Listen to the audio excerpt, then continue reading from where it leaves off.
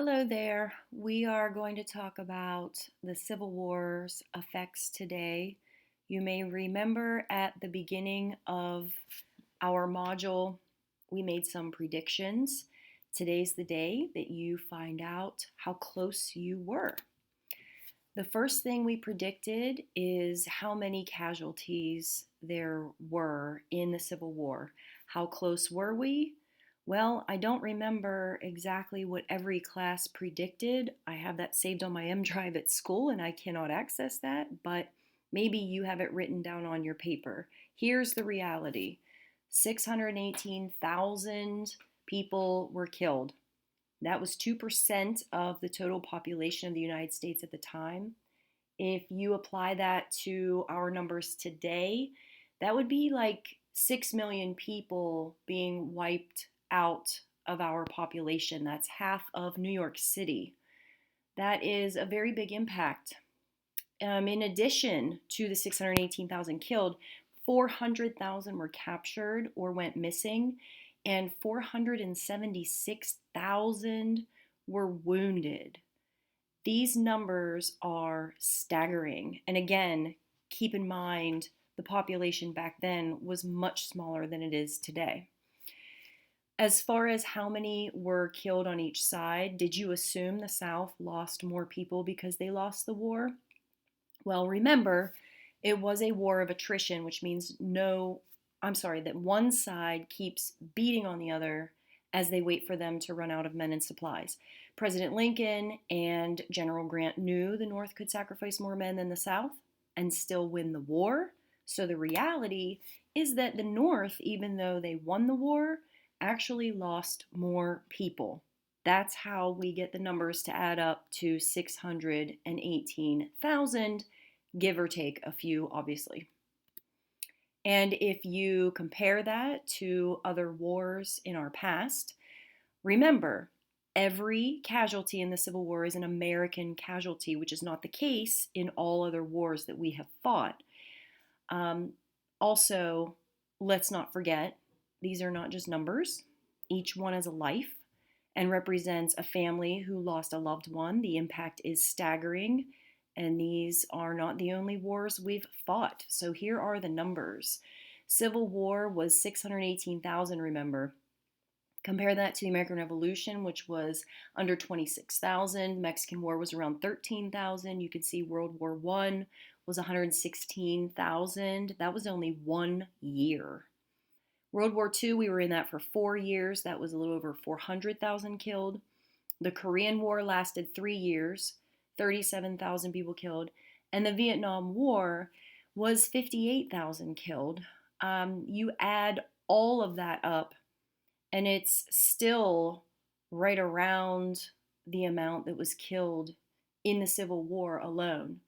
It is quite an impact. And like I said earlier, remember, these are not the only wars that we have fought. So think about not just the Civil War, but all of the wars that we've ever fought, how many lives were lost and how many families were impacted. It's very sad. Now, the social and racial effects. Many of you predicted there would be racial tension, especially in the South, and you're absolutely right about that. But some other things you may not have thought of, which is the impact of losing so many men and boys. Remember, almost everyone killed in the Civil War is male, and you are wiping that population out. That is going to have a great social impact for a long time and an economic impact. Let's also talk about the social effects in the South. They resent the North. White Southerners are clashing with the freed blacks. Blacks are granted rights as the Civil War is coming to a close, and for a couple years after the Civil War ends, they are given more rights than they've ever had before. They are eager to exercise those rights, despite the backlash from many Southerners. So there's a lot of change going on. Many people are excited about it, but some are not. And we're going to see the effects in Reconstruction. Political effects, what a mess. To make matters worse, President Lincoln is shot 5 days after Robert E. Lee's surrender at Appomattox, And that really sends everybody into a tailspin. The South doesn't have a government. What do we do about that? Southerners are clashing with the Republicans that are in power because they blame them for the war, they blame them for slavery going away. South's re entry into the Union is a big question mark. How are they going to do it? Physical effects. We talked about um, our predictions that most of the damage was going to be in the South, and you were right about that. Most of the damage is in the South.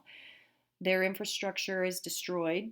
When Sherman marched through the South, they burned crops, they set barns and houses on fire, they killed the livestock that they couldn't use for themselves, they blew up bridges, they destroyed railroad tracks. They did everything they could to make sure the South could not fight against them. So, yeah, a lot of that has to be rebuilt.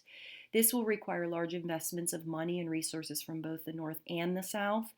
But unfortunately, Northerners will soon grow weary of rebuilding for their former enemy, and that's going to cause some tensions during the Reconstruction period. Military effects, it's more than just replacing lost soldiers. Union soldiers are going to take over the South and set up military districts. That's known as martial law when the military is in charge. And the Southerners, of course, resent this. They don't like having them down there in their face all the time. The South has no military, so that's going to be an issue as far as rebuilding and coming together again.